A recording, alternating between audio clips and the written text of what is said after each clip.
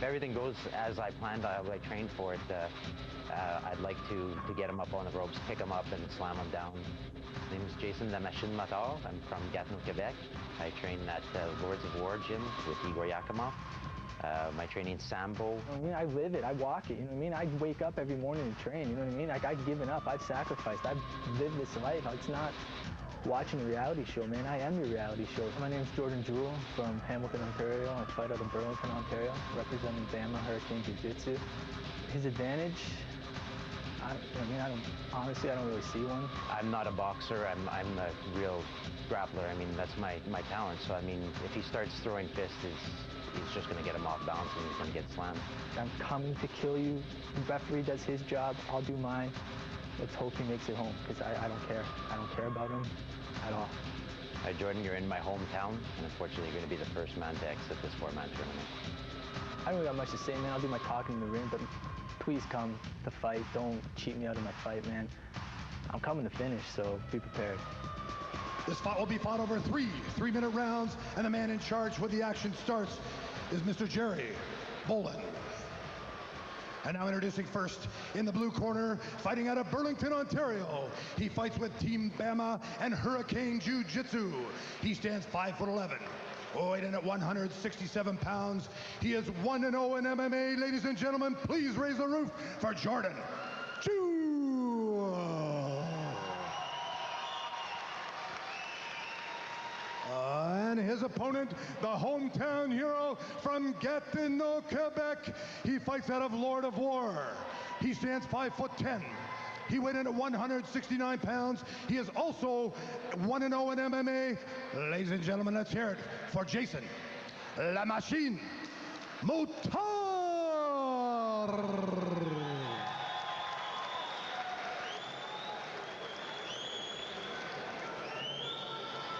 Jason La Machine Motard on his home turf of Gatineau, Quebec, facing the very aggressive, very belligerent, and very highly trained Jordan Jackhammer Jewell. Well, Jewell doesn't make it. Doesn't matter where the fight takes place. If it's in his backyard or if it's anyone else's backyard, Jordan Jewell just doesn't care. He's here to fight. It doesn't matter where it goes. Any realm of the fight, he will take it. But Jason Motard is as strong as they come. You can pretty much see the size difference between these two. Motard is one strong cat, Paul. Motard dropping from an enormous 205 pounds to get down to 170 for this tournament. He must have the strength advantage, surely has the size advantage. And we're seeing him try to exert his strength now, but an ill-advised move. Headlocks don't usually do well in mixed martial arts. See here, both guys are fighting for the clinch, with Jordan looking for the knees. He's got the knees going there. He's got 3 knees, 4. That's right, Jackhammer living up to his name, pumping those tie knees into the face of La Machine. But La Machine really pressing. It seems like he really wants this fight down on the ground. Yeah, it looks like he doesn't want to trade with Jordan. Jordan is content with standing up, working the clinch and defending the takedown. Jordan Jewell saying before the fight last night, he's alluding to Motard breaking the arm of his prior opponent. He said, I don't care if he wants to break my arm, I want to kill him. But La Machine doing more to kill Jordan Jewell at this point. Yeah, Jordan Jewell was taking a bit of a couple shots over there. So you know what, I don't want to take this anymore. I'll take this fight to the ground now. That's right. Now we'll see what the ground skills are. 4.5 years of mixed martial arts training under the belt of Jackhammer Jordan Jewell. We'll see how he works within the closed guard of La Machine. La Machine Motard basically loves the ground game. He's a sambo fighter. He's got some good skills, as we saw in his debut when he won that first fight by T-Lock. This guy here knows the ground game, but Jordan loves being on top in someone's guard and just pounding away.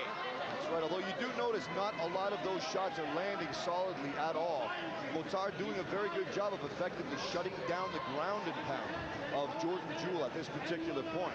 Jordan generally likes to work with these slams here, and then he sets them up and throws at least 3 punch combinations. He'll throw one occasionally to set something up, and then he'll start. Look for him to base up a little higher, just like that, and then he'll try either a slam or an elbow. It is funny. La Machine said last night, predict some slams for me, but it's Jordan Jewell providing the slams at this point. Oh, an attempted armbar here by Motard here. He's got the hips going. He trapped his left arm, but Jordan responded back with 2 rights to the face. That's right. Jordan showing his caginess from his 4.5 years of experience, keeping that elbow tight to the body. One thing he does not want is the arm extended in that position. As you can see, the Jackhammer doesn't stop working. It doesn't matter where it is. He'll look, he'll try, he'll just keep working and keep punching there. He's a strong cat as well, but I think Motard has the advantage here of strength. One thing that remains remains to be seen. These are only 3-minute rounds, so perhaps this won't be as much of a factor as with 5-minute rounds. But having dropped an enormous amount of weight, as Motard did, perhaps endurance and fatigue are going to be factors as this fight wears on. Exactly. And don't forget, the winner of this fight will have another fight tonight. So it's good. Oh, some nice shots. Thunderous right hand straight up the pipe, and another one to the jaw of Motard. Jewell showing no fear whatsoever. If he sees something open, he's going to go for it. He's left himself open, though. He's caught in a side choke from underneath, but pulling his head free rather easily and setting himself up for some more ground and pound with 10 seconds left in this explosive first round. Here comes the, good shot. Good job by Jordan Jewell. Well, that first round, to me, basically, they went to Jordan Jewell. Jewell did what he had to do to, when they were standing up initially, and then as soon as he felt something happening from Motard, he said, you know what, I'll take this fight to the ground, and he pretty much dominated when the fight did go to the ground. Standing up already. Listen, look, you're doing foul. Don't worry, maybe throw it down. The ref was just about to stand him up when he hit you. Okay? Keep him stand up, go underhooks. You cannot go overhooks. You try to go, okay? You keep doing that. He's going to try to outpower you. Remember the deal? He wants to twist it.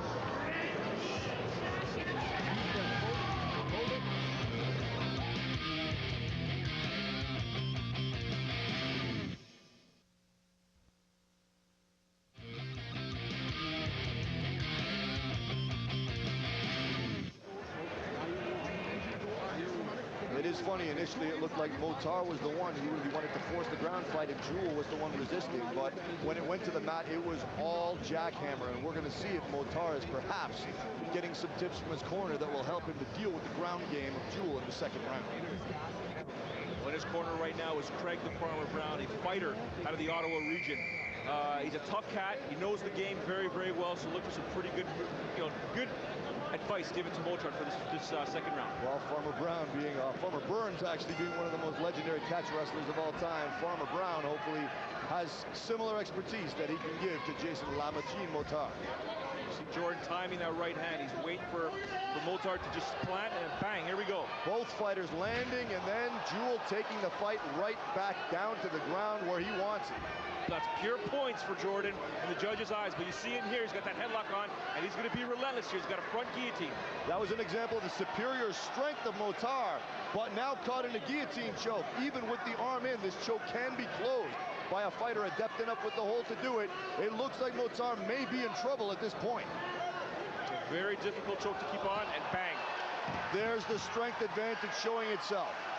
Motard simply standing up and wrenching himself free of that guillotine, but how much did it take out of him to do that? How much energy does he have left to press the action now that he's on top?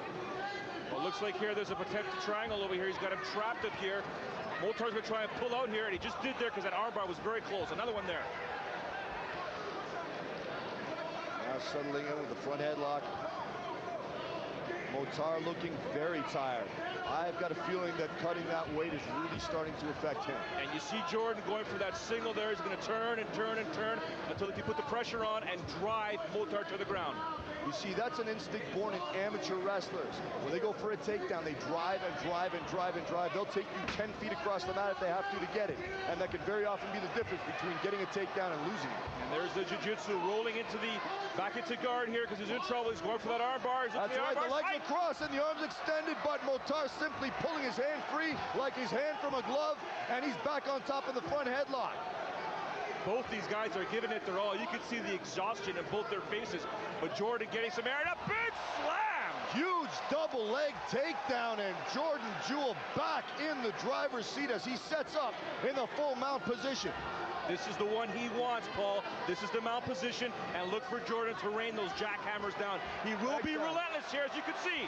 Pounding elbows into the head of Jason Motard with minimal resistance. This one looks very close to being finished. One elbow after another.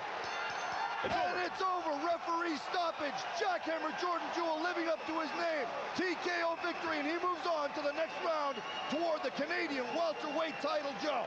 And it all started with that spectacular slam. Once he got him up in the air, bang, slammed down to the ground, right into mount. Very smart, very quick. He got into the mount, and that was it. It was time for the Jackhammers to come down, and Jordan Jewell lived up to his nickname, making it to the finals of the Canadian welterweight championship.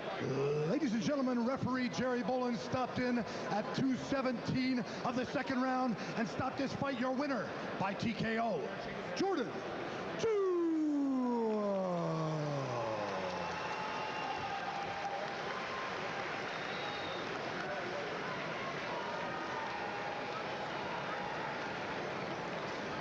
Jordan, wow, what an exceptional fight. Your first time you've gone to the second round. How you feeling right now? Feel fine, man. Make this interview sweet so I can go rest. Tough guy, good fight. I'll see you guys in about an hour. Before you go, I got to ask you one thing. How does it honestly feel now that you've gone past that first round and you'll be fighting for the Apex Canadian welterweight title? Feels good, man. I want to finish somebody else tonight, so let's do it, man. Ladies and gentlemen, the Jackhammer, Jordan Jewell.